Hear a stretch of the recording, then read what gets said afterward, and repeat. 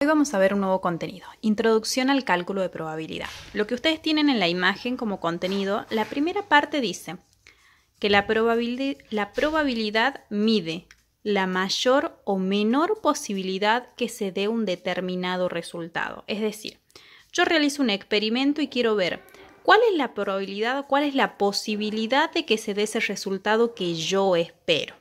Por ejemplo, vamos a un ejemplo. Tengo una cajita. Y en esa cajita tengo 6 pelotitas. 2 pelotitas son celestes, 2 pelotas rosas y 2 pelotas de color marrón.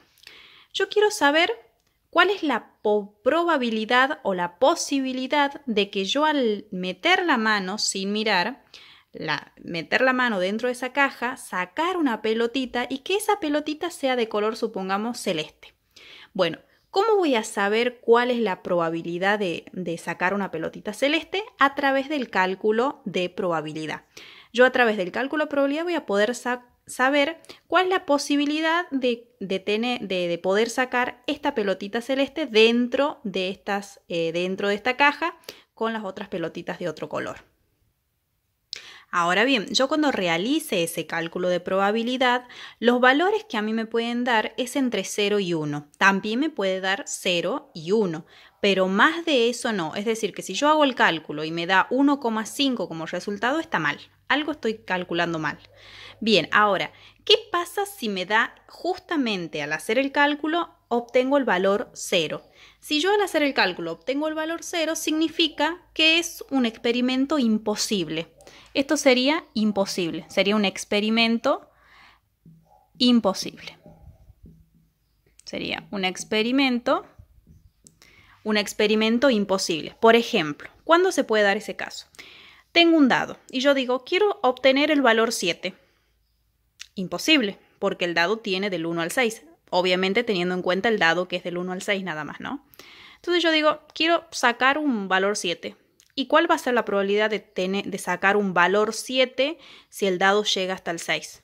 La probabilidad va a ser de 0. O sea que es un experimento imposible.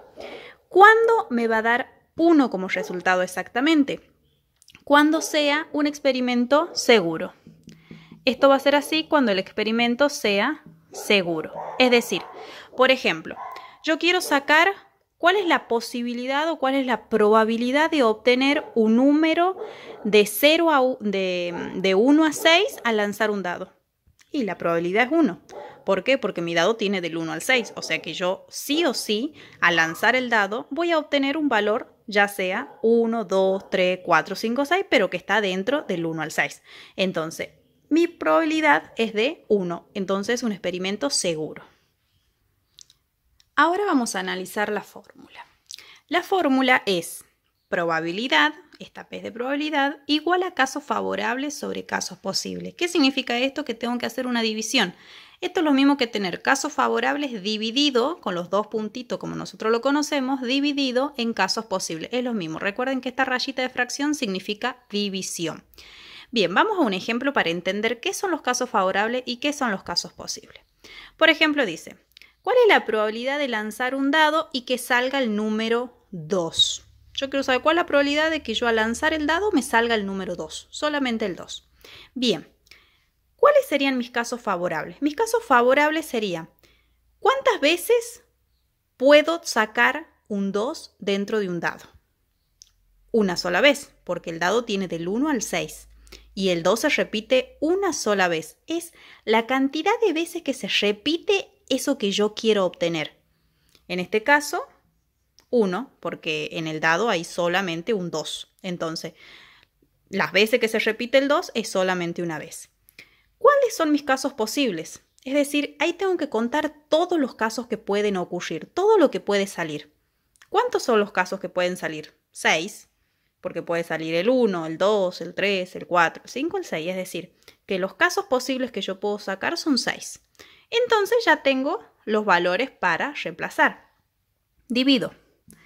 La probabilidad va a ser 1 dividido en 6, porque es caso favorable, que era 1, sobre casos posibles, es decir, dividido en casos posibles, que era 6. Divido 1 dividido en 6, me da como igual, me da 0,6 116. Fíjense ustedes que me da un valor menor a 1.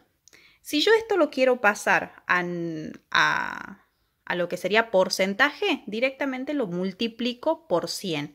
Y al multiplicarlo por 100 voy a tener que la probabilidad es de 16,6%. Es decir, que la probabilidad de que salga el número 2 al lanzar el dado es del 16,6%.